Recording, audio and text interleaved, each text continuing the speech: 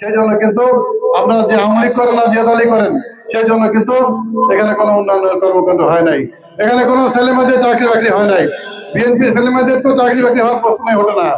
যদিও দু একটা চাকরি বাকরি হয়েছে, সেটা অর্থের বিনিময়ে, অর্থ ছাড়া কিন্তু কোনো চাকরি হয় নাই। আপনারা জানেন যে অনেক এখানে লোক উপস্থিত আছে যারা হামলার শিকার হয়েছেন, মামলার শিকার হয়েছেন। এই বাজারে এসে মাথা উঁচু করে কথা বলতে পারেন নাই, বাড়িতে ঘুমাইতে পারেন নাই। আমার নামে 23টি মিথ্যা মামলা, আমাকে মিথ্যা মামলা দিয়ে আমাকে ওই কেন্দ্রীয় কারাগারে পাঠানো হয়েছিল। আমি দীর্ঘদিন সেখানে জেল কেটেছি। অপরাধ কি? আমি বিএনপি করি, তাই ছাড়া কোনো অপরাধ ছিল না।